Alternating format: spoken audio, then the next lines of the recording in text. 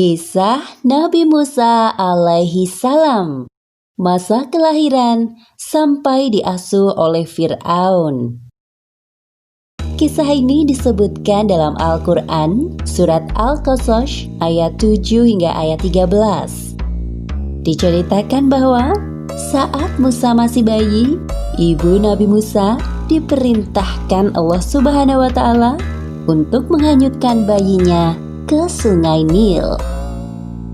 Hingga akhirnya bayi Musa ditemukan oleh keluarga Fir'aun dan diangkat menjadi anak yang kelak saat dewasa menghancurkan kekuasaan Fir'aun. Musa lahir di Mesir pada masa pemerintahan Fir'aun. Fir'aun adalah raja yang sangat sombong dan semena-mena terhadap rakyatnya. Bahkan dia mengaku sebagai Tuhan. Penduduk Mesir sebagian besar adalah bangsa Kipti. Selain itu juga banyak dari kalangan Bani Israel. Bangsa Kipti menyembah berhala dan Fir'aun sebagai Tuhan mereka, serta mempercayai para peramal dan tukang sihir. Pada suatu hari, para peramal kepercayaan Fir'aun datang ke istana. Wahai Fir'aun, kami datang membawa kabar buruk untukmu. Cepat, katakan apa itu? Ramalan kami mengatakan bahwa tak lama lagi akan lahir seorang anak laki-laki dari Bani Israel yang kelak saat dewasa dia akan menjatuhkan kekuasaanmu. Apa maksud ucapan kalian? Kami melihat hal buruk menimpamu di masa akan datang. Sebaiknya kita bersiap-siap sebelum bayi laki-laki itu lahir. Fir'aun bersama para peramalnya mengadakan rapat. Muncul keputusan bahwa setiap wanita yang melahirkan bayi laki-laki pada tahun ini, maka bayinya harus dibunuh. Fir'aun telah menyiapkan algojo untuk membunuh para bayi laki-laki yang baru dilahirkan. Sementara itu, ibu Musa sangat khawatir jika anak yang dikandungnya adalah bayi laki-laki. Tibalah hari yang dinanti-nantikan. Ternyata bayi yang dilahirkan ibu Musa adalah bayi laki-laki. Perasaan ibu Musa campur aduk antara senang dan sedih. Pada saat itu, ia mendapatkan ilham dari Allah. Seperti yang disebutkan dalam Al-Quran, surat Al-Qasas ayat 7.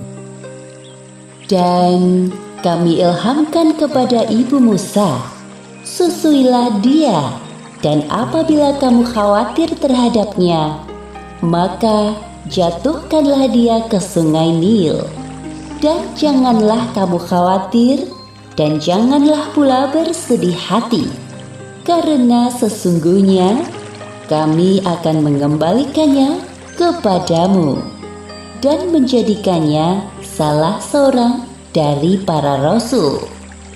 Ya Allah, hamba titipkan anak ini padamu. Hamba mohon, jaga dan lindungi dia. Ibu Musa menyuruh kakak perempuan Musa untuk mengikuti kemana arah peti itu berlabuh. Ternyata peti itu sampai ke istana kerajaan Fir'aun dan ditemukan oleh istri Fir'aun. Wahai bayi laki-laki yang tampan, telah lama sekali aku menginginkan kehadiran seorang putra, dan sekarang kau hadir di hadapanku. Asia sangat senang dan membawa bayi Musa ke hadapan suaminya. Wahai suamiku tersayang, lihatlah apa yang aku bawa. Bayi siapa itu? Bayi laki-laki ini ditemukan para dayang di sekitar istana. Aku mohon padamu, angkatlah dia menjadi anak kita. Kau tidak sedang bercanda bukan? Bayi laki-laki? Apakah kau lupa akan peraturan yang telah aku buat? Wahai suamiku, jangan kau bunuh bayi ini. Melihat bayi ini, hatiku sangat bahagia. Ia adalah penghibur bagi kita, wahai suamiku. itu bagimu, namun tidak bagiku. Setelah perdebatan yang cukup panjang, akhirnya hati Fir'aun luluh juga saat melihat bayi Musa. Asia sangat senang dan segera mencari ibu susu untuk bayi Musa. Wahai ratu, bayi ini tidak mau menyusu kepada ibu susu manapun. Sepertinya kami harus mencari ke pelosok negeri ini. Oh, baiklah kalau begitu. Laporkanlah padaku jika kalian menemukan wanita itu. Katakan padanya, aku akan berikan hadiah yang sangat banyak. Mendengar kabar tersebut, kakak perempuan Musa menawarkan ibunya kepada dayang istana untuk menyusui bayi laki-laki itu. Ketika para dayang sampai di rumah ibu Musa, ternyata bayi laki-laki itu mau menyusu dengan lahap. Tidak ada yang tahu bahwa sebenarnya wanita ini adalah ibu kandung bayi laki-laki itu.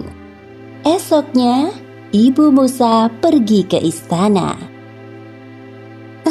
Aku sangat berterima kasih kepadamu, wahai ibu.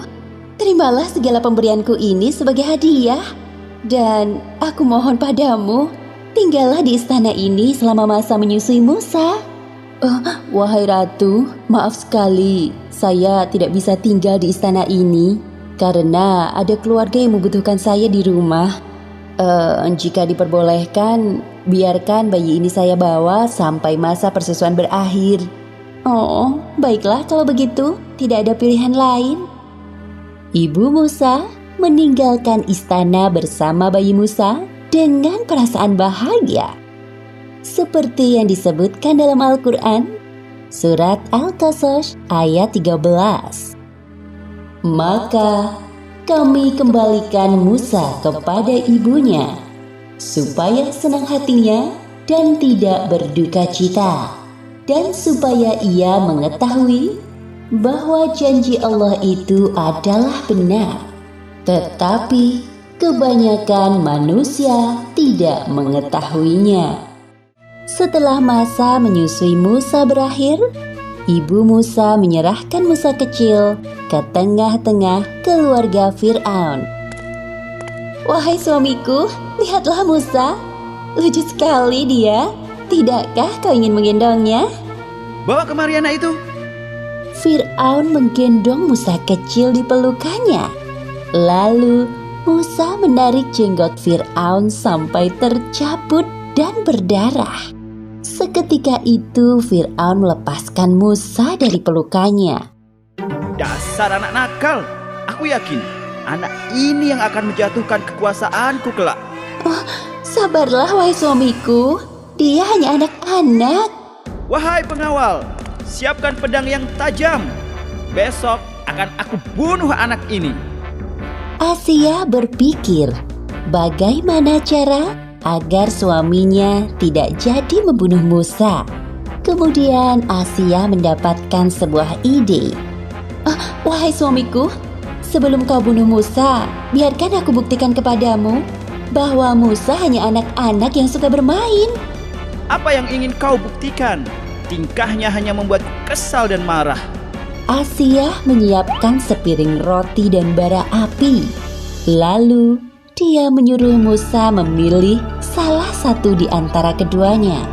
Ternyata Musa kecil memasukkan bara api ke dalam mulutnya. Sontak Musa pun kepanasan dan lidahnya terbakar.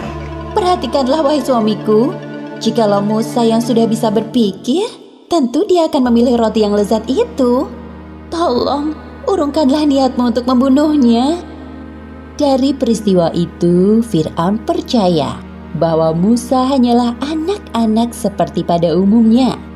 Lalu, Musa kecil diasuh keluarga Fir'aun sampai usianya beranjak dewasa.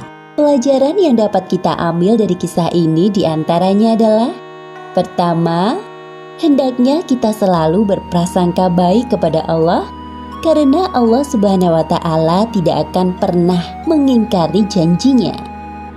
Dan kedua, Allah selalu melindungi hambanya dari kemungkaran yang ada di sekitar kita. Seperti peristiwa Musa kecil yang selamat dari kekejaman Fir'aun dengan memilih bara api dibandingkan roti. Wallahualam bisawab.